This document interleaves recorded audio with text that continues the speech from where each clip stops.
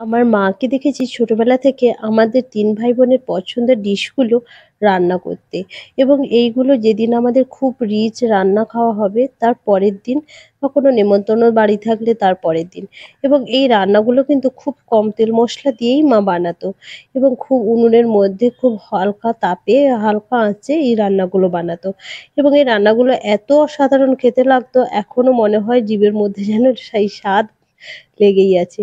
আর আমরা খুব চেটেপুটে এনজয় করেই এই খাবারগুলো খেতাম এবং আপনাদেরও তাই সেই রান্নাগুলো শেয়ার করব। অবশ্যই আপনারা ভিডিওটা কন্টিনিউ করতে থাকুন এবং এই রান্নাগুলো কিন্তু ভীষণ সহজ এবং খুব অল্প সময়ের মধ্যেও হয়ে যাবে এবং এই রান্নাগুলো শীতকালের জন্য একেবারেই পারফেক্ট এবং আজকে তাই ওই ছোট আলু বলুন বা বেথু শাক বা কুমড়ো ফুল সবই কিন্তু শীতকালে পাওয়া যায়। তাই আমি বাজার থেকে এগুলো নিয়ে চলে এসেছি এবং বাজারে যাওয়ার আগে ডালটাকে মসুর ডালটাকে সেদ্ধ করে করে রেখে দিয়ে গেছিলাম। তাই এসে এটাকে ভালো করে ঘেঁটে দিয়েছি, ঘেঁটে একেবারে পাতলা ডালটা ফুটতে ফুটতে আমি এখানে আলুগুলোকে সুন্দর করে এইভাবে চাকা চাকা করে কেটে নিয়েছি। তো এইভাবে চাকা চাকা আলু ভাজা খেতে কারা ভালোবাসেন অবশ্যই কিন্তু কমেন্ট করে জানাতে ভুলবেন না। আমাদের ভীষণ ফেভারিট ছিল শীতকালে, বিশেষ করে এটা টক দিয়ে বা ডাল দিয়ে এটা মা বানাতো এবং আমরা খুব খেতে পছন্দ করতাম এবং আলুগুলোকে পরিষ্কার করে ধুয়ে নিয়েছি। ধুয়ে আমি এটাকে নুন হলুদ আর জল দিয়ে একটু সেদ্ধ করতে দেব। এটা খুব বেশি সুসেদ্ধ হবে না, তো এখানে যতটুকু সেদ্ধ হবে তাতে কিন্তু একটু শক্ত ভাব থাকবে। তো এটা আমাদের লক্ষ্য রেখে আলুটাকে সেদ্ধ করতে হবে। খুব বেশি ঘেঁটে ফেললে কিন্তু আলু ভাজতে কিন্তু খুব অসুবিধে হয়ে যাবে। এবার বেথু শাকের জন্য আমি সবজিগুলো কেটে নেব। তো বেথু শাকের জন্য একটা অর্ধেক সাইজের গাজর আমি এখানে নিয়ে নিয়েছি। তো যেহেতু আমার এক আঁটি বেথু শাক, তো সেই জন্য আমি অল্প করেই সবজি দেব। তো এখানে আমি অর্ধেক আমি গাজর এটাকে ডুমো ডুমো করে কেটে নিচ্ছি। অর্ধেক দিয়ে দেব আমি আলু, অল্প একটু কুমড়ো আর এখানে একটা গোটা সাইজের বেগুন আমি দেব। তো বেগুনটা যেহেতু আমার শীতের যেহেতু বেগুন এটা অল্পই হয়ে যায়, তাই বেগুনটা আমি গোটা সাইজেরই দেবো। তো সমস্ত সবজিগুলোকে একই মাপ করে আমি ডুমো ডুমো করেই কেটে নেব এবং খুব বেশি সবজি হলে কিন্তু শাকের থেকে খুব আবার বেশি হয়ে গেলে কিন্তু সেটাও খেতে যেমন ভালো লাগে না, আবার শাক যদি খুব বেশি হয়ে যায় সেটাও, সবজি যদি কম হয় তখন সেটাও খেতে ভালো লাগে না। তাই শাক সবজি সব কিছু পরিমাণ আর পরিমাপটা মাথায় রেখে আমাদেরকে যে কোনো রান্না করতে হয়। তো এখানে সমস্ত সবজি কাটা হয়ে গেছে, এরপর আমি বেথু শাকটাকে কেটে নেব। তো বেথু শাক বা যে কোনো শাক আমি সবসময় খুব ভালো পরিষ্কার করে কেটে নিই। এতে কি হয়, রান্না করতেও যেমন ভালো লাগে, দেখতেও ভালো লাগে এবং খেতেও কিন্তু মন হয় ভালো। তো যে কোনো জিনিস পরিষ্কার পরিচ্ছন্ন করে রান্না করলে কিন্তু সবারই খেতে ভালো লাগবে, ইচ্ছেও করবে। তো এখানে শাকগুলো সুন্দরভাবে আমি এইভাবে গুছিয়ে নিচ্ছি যাতে করে আমার কাটতেও সুবিধে হয় এবং এটা মানে রান্না করতেও সুবিধে হয়। তো এবং শাকগুলো এইভাবে বাছা হয়ে যাচ্ছে, বেছে নিচ্ছি এবং এই বেথু শাক কিন্তু যে কোনো বীজ থেকে আমি জানি না। তো আমার যেহেতু ছাদ বাগান আছে, আমার আগের ভিডিওগুলো যারা দেখেছেন, তো বেথু শাক দেখতাম এমনি এমনি হয়ে যায়, এটা আগাছার মতন, তো একা একাই হয়ে যায়, এটা বীজ ফেলতে হয় না। এবার হয়তো এখনকার অনেকে বীজ ফেলে করেন, তো যেহেতু আমি এটা দেখি আমি একা একাই হয়ে যায়, যেমন চিকনি শাক ডিমের শাক হয় না, তো সেইভাবে বেথু শাকও হয়। তো এটা স্বাদ কিন্তু খুবই ভালো এবং এটা নাকি অনেক গুণাগুণ আছে যেহেতু আমার জানা নেই। তো বেথু শাকটা আপনারা পেলে কিন্তু অবশ্যই রান্না করে খাবেন এইভাবে। আর এখানে এর মধ্যে কিন্তু কুমড়োটাও আমি কেটে নিয়েছি আর এখানে আলুটাও সেদ্ধ হয়ে গেছে। এবার আমি ওটাকে ঢেলে নিয়েছি এবং জল ঝরাতে দিয়ে দিয়েছি। এরপর তেলের মধ্যে 5 ফোড়ন শুকনো লঙ্কা দিয়ে আমি বেথু শাকের সবজিগুলো তুলে দিয়েছি এবং সবজি থেকে যে এক্সট্রা জলটা আছে সেটা নুন দিলে সব বেরিয়ে আসবে এবং সেইটা বেরিয়ে সমস্ত সবজিগুলোকে সেদ্ধ করে দেবে। তো সুন্দরভাবে সবজিগুলো আমি একটু কষানো হবে এবং তার মধ্যে আমি ঢাকা দিয়ে দিয়ে রান্না হতে সেদ্ধ হতে দেব। এরপর ওর মধ্যে আমি কি করব, কুমড়ো ফুলগুলোকে সুন্দরভাবে বেছে নেব। তো কুমড়ো ফুলটাকেও পরিষ্কার করে আমি বেছে নেব। কুমড়ো ফুলের মধ্যে কিন্তু দেখুন থাকে গর্ভদণ্ড, ওই গর্ভদণ্ডটাকে কিন্তু আমাদের তুলে বের করে দিতে হয়।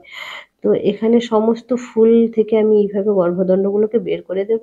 এবং কুমড়ো ফুলের বড়া আপনারা কিভাবে বানান আমি জানি না, তো আমি দেখেছি অনেকে অনেকভাবেই বানায়।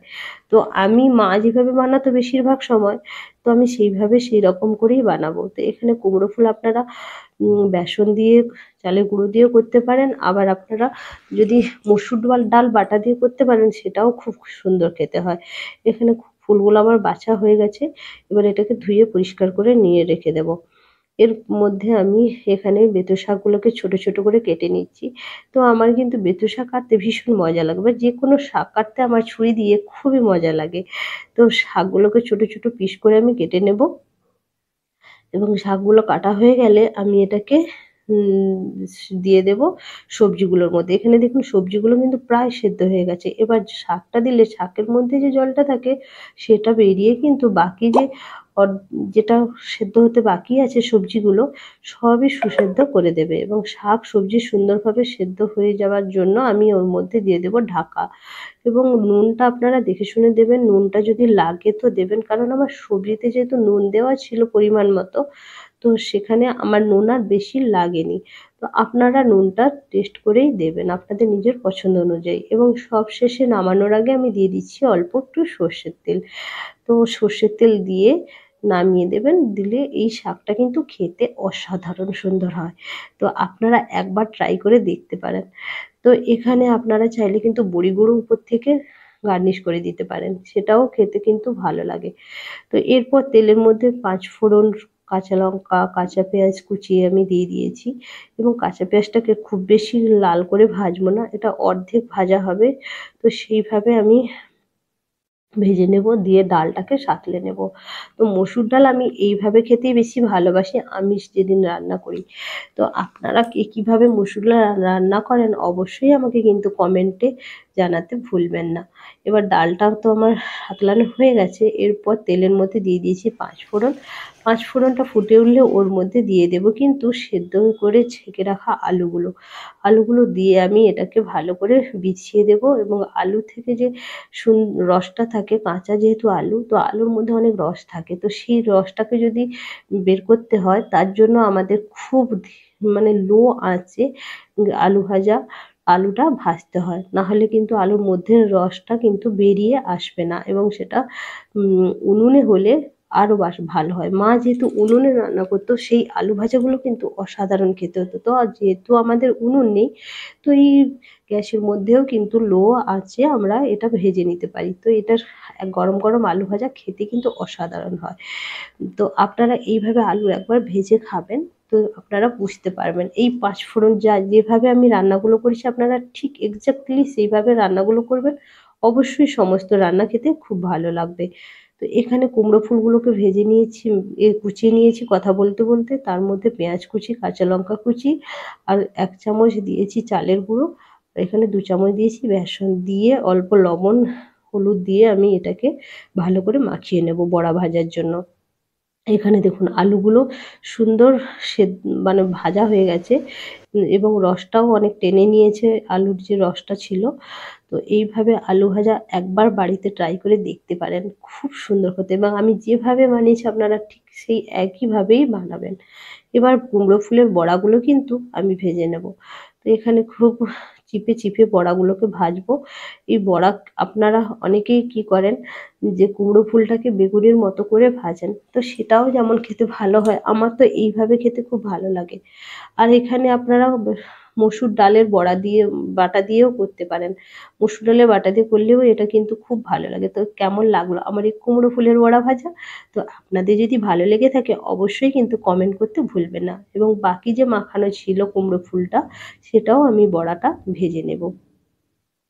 সেখানে ভাজা হতে হতে আমি এখানে গরম গরম ভাতের সঙ্গে কুমড়ো ফুলের বড়ার ভাজা, আলু ভাজা, ডাল আর বেতো শাকের তরকারি সার্ভ করে দিচ্ছি। আপনারা এইভাবে লাঞ্চের আইডিয়াগুলো নিয়ে যদি আপনারাও বাড়িতে বানাতে পারেন, এবং আপনাদের যেদিন খুব হালকা খেতে ইচ্ছে করবে আপনারা এইরকম একটা থালি অবশ্যই বানাতে পারেন। তো দিলে আপনাদের খুবই ভালো লাগবে এবং মন শরীর সবকিছুই আনন্দে ভরে যাবে এবং আপনারা খুব এনজয় করে এই খাবারগুলো গরম গরম ভাতের সঙ্গে খেতে পারেন এবং গরম গরম সমস্ত থাকতেই কিন্তু আপনারা এই শীতের দিনে খেয়ে ফেলবেন এবং এই রকম নতুন নতুন ভিডিও পেতে অবশ্যই আমার আপনাদেরকে আমি নিত্য নতুন অনেক রেসিপি আপনাদের সঙ্গে শেয়ার করব এবং নিত্য নতুন রান্নার বিভিন্ন আইডিয়া আপনাদের সঙ্গে শেয়ার করব।